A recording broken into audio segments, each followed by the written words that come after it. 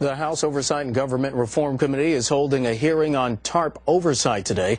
Assistant Treasury Secretary Neil Kashkari told the panel early that the rescue plan enacted last year is a necessary precondition to economic recovery.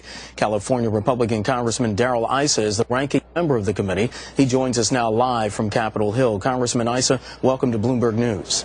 Well, thank you for having me on, and it's timely that we do have Neil Kashkari back with an update on where we've gone with TARP, having gone from the last hearing at about $200 billion to now somewhere north of $450 billion of actual expended funds. Congressman, tell me what you thought of Mr. Kashkari's comments today.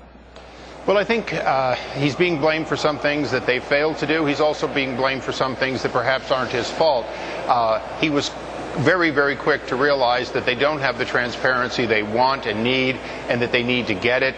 He didn't have a plan to get there, but obviously he's more interested in seeing that whether it's XBRL or some other technology is brought to bear so that we being the public can know that the government knows where the money's going and whether it's being used properly. Does that transparency or lack thereof concern you?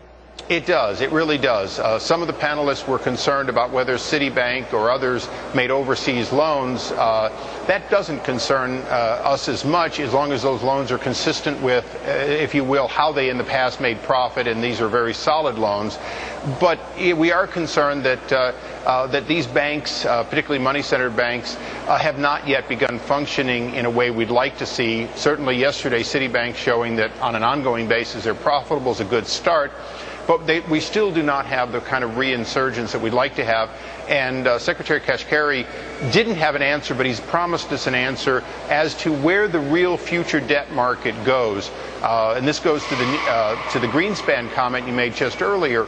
If we were at 300% of GDP in debt, and we should have been at 120, 150, or 200, then what happens to that 15 to 20 trillion that shouldn't have been in debt? How does it back out? And this is the bigger concern, is TARP can only do so much because it can't stave us off of getting back to where we should be in total debt.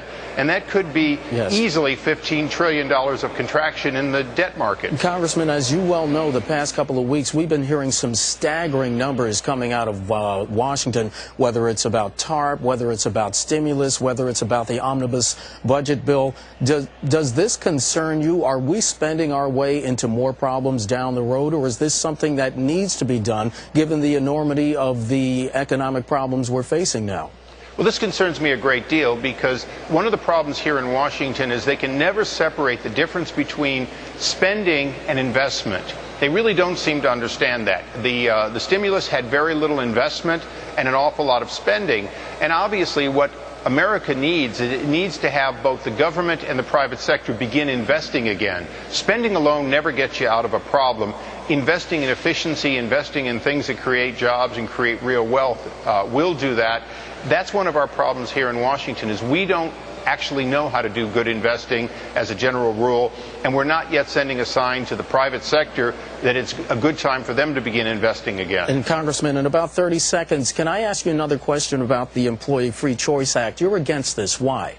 Well, I'm against it. So is Warren Buffett, a big supporter of the president, because it sets aside 100 years of tradition of the secret ballot. You know, Nancy Pelosi is elected by secret ballot in her own Democrat delegation, and then it comes up to the full House. You and I vote on a secret ballot.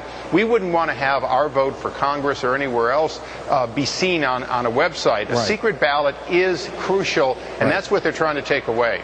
Congressman, hopefully we can have you back, because I'd like to get into that a little bit more about the Employee Act there. Congressman Issa, Republican of California, thank you for joining us, sir. Thank you.